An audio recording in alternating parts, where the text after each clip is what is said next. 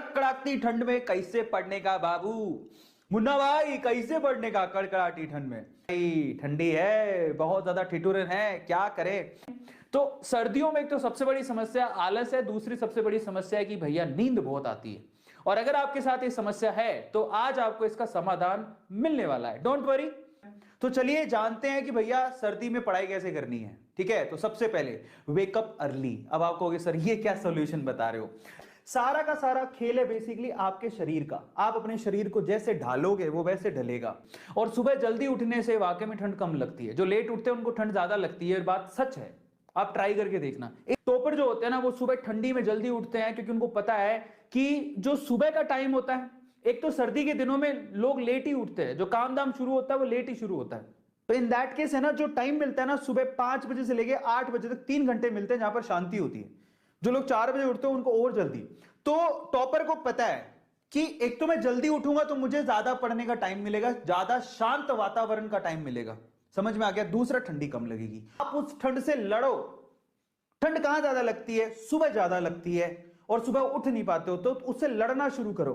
भागोगे तो ठंड ज्यादा लगेगी, लड़ो उससे। मैं सुबह जल्दी उठूंगा, मैं सुबह जल्दी उठूंगा, ठंडे पानी से मुंह धोऊंगा। दूसरा काम क्या करना है? और दूसरा काम ठंडी भगाने के लिए दूसरा सिंपल सा तरीका है। क्या? आपके शरीर को ठंडी क्यों लग रही है उसका कारण समझो। सब कुछ कॉन्ट्रैक्ट है, मतलब क्या ही बताऊं, सिकड़ा हुआ है। आपकी मांसपेशियां, नींद नींद से उठ के आए हो, अंगड़ाई भी आपने नहीं ली है, सब सिकड़ा हुआ है। ठीक है, कंफर्ट जोन से बाहर कोई मांसपेशियां आना ही नहीं चाहती है, इसी वजह से ठंड उनको ज्यादा महसूस होती है। बेटर है आप सुबह जल्दी उठो, भागो दौड़ो। आप कभी भी फील करके देख लेना, जब आप सुबह सुबह दौड़ के भाग के या एक्सरसाइज करके आते हो आपको ठंड कम लगती है। ये सब लोगों को पता है, हर कोई जानता है। एक तो उससे फायदा क्या होगा? एक तो आपके हाथ पांव हिल डुल जाएंगे, एक्सरसाइज की एक्सरसाइज हो जाएगी, ठंडी की ठंडी कम लगेगी, आप पूरे दिन एक्टिव भी रहोगे, ये इसका सबसे बड़ा फायदा है। तीसरा, use table and chair to study. अब ठंडी लगेगी लेकिन बिस्तर में बैठ के पढ़ने का कोई फायदा नहीं है। ठंडी लगती है फिर भी मैं आप लोगों से कहूंगा कि आप लोग चाहे 4 जोड़ी जुराब पहन लो, ऊपर स्वेटर पहन लो, लेकिन अपने बिस्तर को, अपने बेड को उसी वक्त छोड़ दो। 4 बजे बिस्तर छोड़ के 4:30 बजे तक फ्रेश होके अपनी टेबल पे बैठ जाना। और टेबल पे बैठ के एक काम और कर सकते हो, सुबह 4:30 बजे खुद के लिए चाय बना लो। मम्मी को भी परेशान मत करो, लेकिन आपकी मां पक्का जब आप उठ रहे हो तो आपके साथ उठती है। ये मैंने मेरे साथ भी फील किया और बाकी बच्चों के साथ भी फील होता होगा। जल्दी से बताओ चैट सेक्शन में किस किस को लगता है। आप 4:30 बजे उठे हो, आपकी मां आपको 4:30 बजे चाय बना के दे देगी ताकि मेरा लाल, मेरा बच्चा, मेरी बेटी पढ़ सके। और ये बात सच है, आप भी जानते हो। प्लीज आप लोग बेड पे बैठ के पढ़ाई मत करो, कोई फायदा नहीं है, कोई मतलब नहीं है। 10 मिनट बाद ही सो जाओगे, कब नींद आ जाएगी पता नहीं लगेगा। डॉक्टर फिर सपने में ही बनोगे। समझ? अगला, यस, फुल्ली कवर योरसेल्फ। तो सबसे पहला काम आपको वो अंग ढकने हैं जहां से ठंडी आपके शरीर में घुसती है। और बीइंग अ बायो टीचर आपको सबको पता है कि सबसे पहले पैर ढको अपने और अपना सिर ढको। ये 2 चीजें, एक ये और एक ये, और एक जगह है आपके ये दोनों हाथ। समझ में आ रहा है? तो जो एयर कांटेक्ट में आते हैं ज्यादातर वहीं से ठंड अंदर घुसती है। समझ में आ गया? तो आपके बदन पे तो सारे पे कपड़े होते ही हैं। 5वां है गेट प्रॉपर सनलाइट। ये भी बहुत इंपॉर्टेंट है। पहली बात तो प्रॉब्लम ये है कि सर्दियों के दिनों में हमारे सूरज भगवान दिखते ही नहीं है। अच्छा, आप दिख जाएं तो मेरी रिक्वेस्ट है आपसे, एक आधा घंटा प्लीज आप धूप में बैठ जाओ।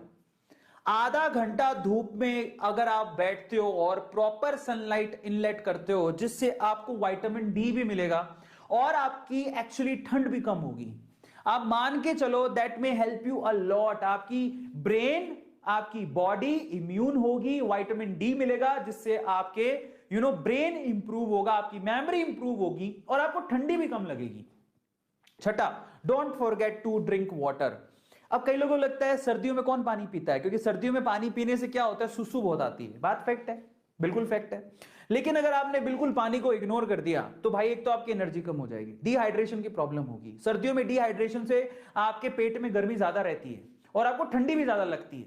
मैं आपको बता देता हूं, ये बहुत बड़ी प्रॉब्लम है। ठंडी में बच्चे पानी नहीं पीते। आपको पता है आपका शरीर जो है कितना, 70-80% बायो के बच्चे बताइए मुझे, आपका शरीर कम से कम 70-80% तो पानी है। और अगर आप ऊपर से पानी नहीं पी रहे हो तो आपकी सेल्स सिकुड़ने लगती हैं, आपको ठंडी तब ज्यादा लगेगी। तो आप ये मत सोचो कि पानी पी रहा हूं तो पानी से ठंडी ज्यादा लगी। ठंडा पानी पीने में लोगों को प्रॉब्लम होती है, थोड़ा गुनगुना करके पी लो, समझ में आता है। अब लोगों को लगता है कि जब मैं ज्यादा पानी पीऊंगा तो सुसु बार बार जाना पड़ेगा, बार बार सुसु कौन जाए, वो बेटर है आपके लिए। डिहाइड्रेशन की वजह से स्टमक और अंदर इतनी ज्यादा गर्मी हो गई थी कि मैंने जो हालात देखे हैं मैं तुम्हें बता नहीं सकता हूं। तो इसलिए बेटर है कि आप लोग पानी पीते रहो। पानी अपने आप में आप लोगों को एनर्जी प्रोवाइड करता है और आप लोगों को पानी जरूर पीना चाहिए, जो आपकी ठंड को भी कम करेगा। समझ में आ रहा है, जिससे आप आसानी से पढ़ पाओगे, कंसंट्रेशन भी बढ़ाता है। सातवां, consume warm food and beverages. एक और बात बता देता हूं, सर्दियों में तो स्पेशली आप ठंडा खाना मत खाओ। एक तो ठंडा खाना खाने से क्या होता है, एक तो ठंडा खाना खाना जल्दी पचता नहीं है वो, दूसरा उससे गैसेस ज्यादा बनती है, पेट में गैस ज्यादा बनती है।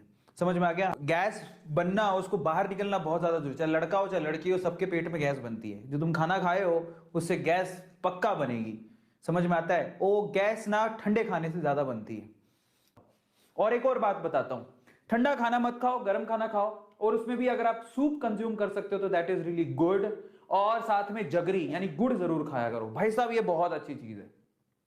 मैं आपको बताऊं, एक दो चीजें तो ऐसी हैं जो हमारे लिए अमृत है, अमृत। अगर आप खाते हो, कंज्यूम करते हो तो आप बल्ले बल्ले आपकी, आप जिंदगी में बीमार नहीं पड़ोगे।